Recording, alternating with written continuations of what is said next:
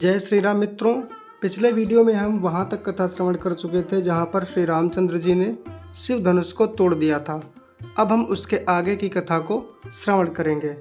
तो आइए कथा को श्रवण करते हैं। कमेंट बॉक्स में जय श्री राम लिखिए और उसके बाद में हम कथा को प्रारंभ करते हैं। तो चलिए कथा प्रारंभ होती है। मंगल भवन अमंगल हारी, द्रवहु सुदशरथ अजिर बिहारी। श्री राम जय जय राम। बंदी मागध सूतगण, बिरुद बधई मति धीर। करहि निछावरी लोग सब, हय गय धन मनि चीर। धीर बुद्धि वाले भाट, मागध और सूत लोग वीरदावली का बखान कर रहे हैं। सब लोग घोड़े, हाथी, धन, मणि और वस्त्र निछावर कर रहे हैं, अर्थात सब लोग श्री राम जी का सत्कार कर रहे हैं। झांझी मृदंग शंख सहनाई, भेरी ढोल दुंदुभी सुहाई। बाजहि बहु बाजने सुहाए, जहाँ तहाँ जुबतिन मंगल गाए। सखिन सहित हरसी अति नारी, सखिन सहित हरसी अति रानी। सूखत धान पराजन पानी, जनक लहु सुख सोच बिहाई। पैरत थके था जन पाई, श्रीहत भय भूप धनु टूटे। जैसे दिवस दीप छवि छूटे, सिय सुख ही बरनिय कहीं भांति। जनु चात की पाई जलु स्वाति। राम ही लखनु बिलोकत कैसे, शशिह चकोर किशोर कुजैसे। सतानंद तब आय सुदीन्हा, सीता गमनु राम पहि कीन्हा। धीर बुद्धि वाले भाट, मागध और सूत लोग वीरदावली का बखान कर रहे हैं। सब लोग घोड़े, हाथी, धन, मणि और वस्त्र निछावर कर रहे हैं। झांझ, मृदंग, शंख, सहनाई, भेरी, ढोल और सुहाने नगाड़े आदि बहुत प्रकार के सुंदर बाजे बज रहे हैं। जहाँ तहाँ युवतियाँ मंगल गीत गा रही हैं। सखियों सहित रानी अत्यंत हर्षित हुई, मानो सूखते हुए धान पर पानी पड़ गया हो। जनक जी ने सोच त्याग कर सुख प्राप्त किया, मानो तैरते तैरते थके हुए पुरुष ने थाह पा ली हो। अर्थात बहुत से राजा लोग थे जिन्होंने धनुष नहीं उठा पाया, तो उसके बाद में जब श्री रामचंद्र जी ने धनुष उठा लिया तो ऐसा लगा कि आहा, अब तो हमको लक्ष्य मिल गया। जनक जी को यही लगा। धनुष टूट जाने पर राजा लोग ऐसे श्रीहीन हो गए जैसे दिन में दीपक की शोभा जाती रहती है। दिन में दीपक हो तो सूर्य के सामने उसकी क्या बिसात। सीता जी का सुख किस प्रकार वर्णन किया जाए, जैसे चातकी स्वाति का जल पा गई हो, क्योंकि सीता जी को तो इच्छा थी ही कि श्री रामचंद्र जी से उनका विवाह हो। श्री राम जी को लक्ष्मण जी किस प्रकार देख रहे हैं, जैसे चंद्रमा को चकोर का बच्चा देख रहा हो। तब सतानंद जी ने आज्ञा दी और सीता जी ने श्री राम जी के पास गमन किया। संग सखी सुंदर चतुर, गावहीं मंगल चार। गवनी बाल मराल गति, सुषमा अंग अपार। सखिन माध्य सिय सोहति कैसे, छवि गण माध्य महाछवि जैसे।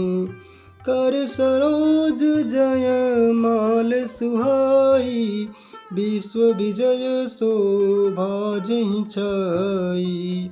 तन सकोच मन परम उछाहु, गूढ़ प्रेम लखी परई न कहु। जाई समीप राम छवि देखी, रही जन कुंवारी चित्र अवरेखी। चतुर सखी लखी कहा बुझाई, पहिरावहु जय माल सुहाई। सुनते जुगल कर मान उठाई, प्रेम भी बस पहिराई न जाई। साथ में सुंदर चतुर सखियां मंगलाचार्य के गीत गा रही हैं। सीता जी बाल हंसनी की चाल से चली, उनके अंगों में अपार शोभा है। अर्थात जब सीता जी श्री राम जी के पास जयमाल के लिए जा रही हैं तब की ये घटना है। सखियों के बीच में सीता जी कैसी शोभित हो रही हैं, जैसे बहुत सी छवियों के बीच में महाछवि हो। कर कमल में सुंदर जयमाला है जिसमें विश्व विजय की शोभा छाई हुई है। सीता जी के शरीर में संकोच है पर मन में परम उत्साह है। उनका यह गुप्त प्रेम किसी को जान नहीं पड़ रहा है। समीप जाकर श्री रामचंद्र जी की शोभा देखकर राजकुमारी सीता जी चित्र में लिखी सी रह गईं। चतुर सखी ने यह दशा देखकर समझाकर कहा, सुहावनी जयमाला पहनाओ। यह सुनकर सीता जी ने दोनों हाथों से माला उठाई पर प्रेम के विवश होने से पहनाई नहीं जाती।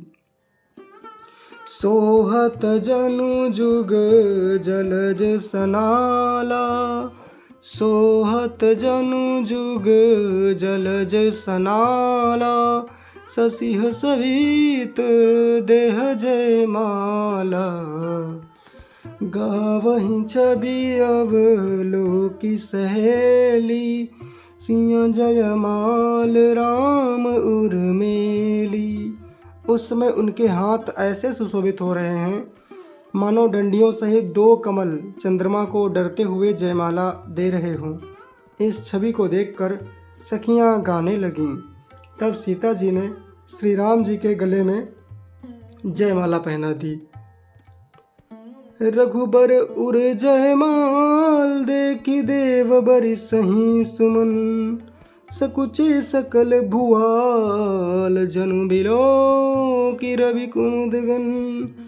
श्री रघुनाथ जी के हृदय पर जयमाला देखकर देवता फूल बरसाने लगे। समस्त राजागण इस प्रकार सकुचा गए मानो सूर्य को देखकर कुमुदों का समूह सिकुड़ गया हो।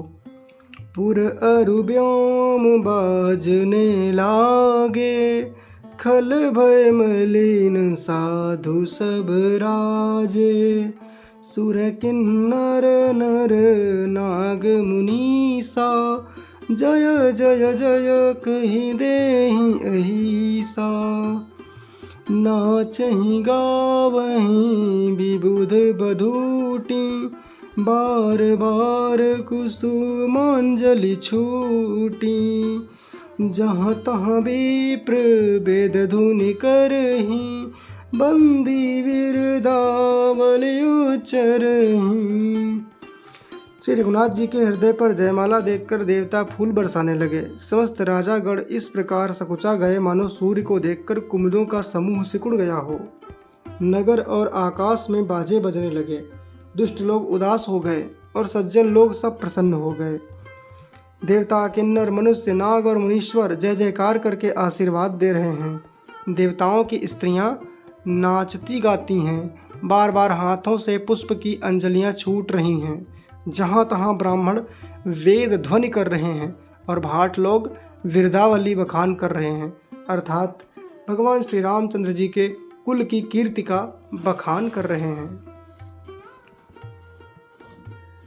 मही पाताल नाक जसु व्यापा, राम बरी सिया भंज उचापा, करहि आरती पुर नर नारी, देहि निछावरी बीत बिसारी, सोहति सिय राम कै जोरी, छवि सिंगार मनहु एक ठोरी, सखी कहि प्रभु पद गहु सीता, करहि न चरण परसु अति बीता।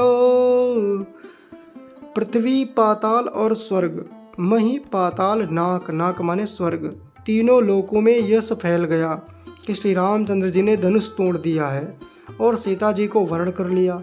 नगर के नर नारी आरती कर रहे हैं और अपनी हैसियत को भुलाकर निछावर कर रहे हैं, अर्थात जिसकी जितनी हैसियत नहीं उससे ज़्यादा वो निछावर कर रहा है।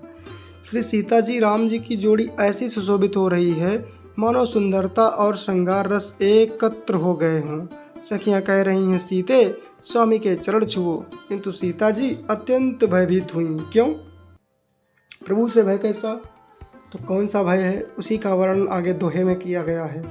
गौतम तिय गति सुरति कहीं करी, नहीं पर सती पग पानी, मन बिहसे रघुवंश मणि, प्रीति अलौकिक जान।